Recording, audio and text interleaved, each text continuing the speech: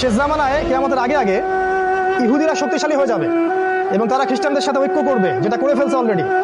তারা মুসলিমদের সাথে চুক্তিবদ্ধ থাকবে, এক পর্যায়ে তারা চুক্তি ভঙ্গ করবে এবং 80টা পতাকা একত্রিত করে 12,000 করে সৈন্য নিয়ে তারা মুসলিমদের বিরুদ্ধে আক্রমণ করবে। এটা হাদিস আসছে, এটা সামনে হতে যাচ্ছে।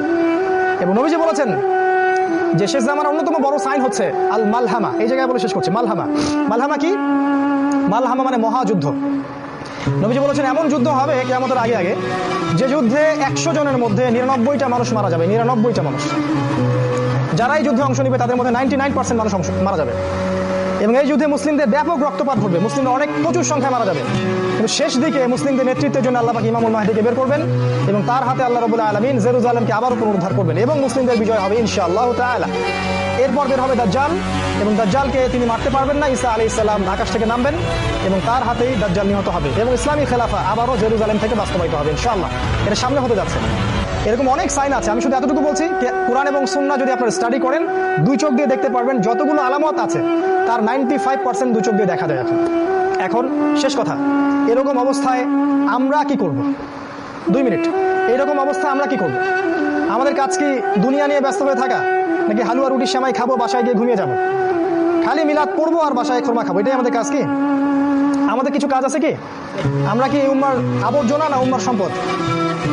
প্রত্যেকটা মুসলিমের কাছে কিছু না কিছু আল্লাহ পাক চান। এক একটা মুসলিম এক একটা মুজাহিদ এই উম্মার। এবং আমি আশা করছি আগামী তরুণ প্রজন্ম ইনশাআল্লাহ এই সময়গুলো পেয়ে যাবে। আমাদের চাচারা পাবেন কিনা আমি জানি না, আমার বিশ্বাস যে এই প্রতিটা যুবকই ইনশাআল্লাহ সামনে সময়টা পেয়ে যাবে। বিগত 10 বছরের পৃথিবী আর এখনকার এই 10 বছরের পৃথিবীর মধ্যে আকাশ পাতাল পার্থক্য আছে। আগামী 10 বছর পৃথিবী চেঞ্জ হয়ে যাবে, দেখবেন। আমাদের করণীয় নাম্বার 1, জ্ঞান অর্জন করেন। খালি পয়েন্টগুলো বলছি। জ্ঞান অর্জন করেন, জ্ঞান অর্জন করেন, জ্ঞান অর্জন করেন।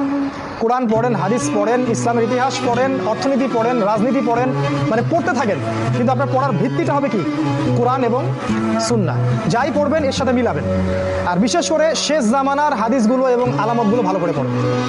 বিশ্ব কোন দিকে যাচ্ছে খেয়াল রাখেন, এটা 1 নাম্বার। 2, জানা অনুযায়ী আমল করতে হবে। জানা অনুযায়ী আমল করতে হবে। আগামীকালের ভরসা করবেন না, আজকেই আমল করে নেন।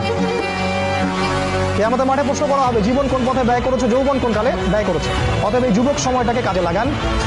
এরা আপনাকে মাদক দিয়ে ব্যস্ত রাখতে পারে, নারী দিয়ে ব্যস্ত রাখতে পারে, হ্যাঁ, আপনাকে এই যে চাকরির মোহ, ব্যবসার মোহ, এগুলো দিয়ে ব্যস্ত রাখতে পারে। কিন্তু আপনাকে জানা অনুযায়ী আমল করতে হবে। 2, 3 নাম্বার, আদর্শ পরিবার গড়ে তুলুন। দ্রুত বিয়ে শাদী করে ফেলেন, বাচ্চা কাচ্চা নেন, পরিবার গড়ে ফেলেন। সময় নেই হাতে বেশি আপনার। হালাল রিজিক। 4 নাম্বার, হালাল রিজিকের চেষ্টা করেন। রিজিকের জন্য হারামের পিছনে যাবেন না। অল্প হোক কিন্তু হালাল রিজিকে সন্তুষ্ট থাকুন।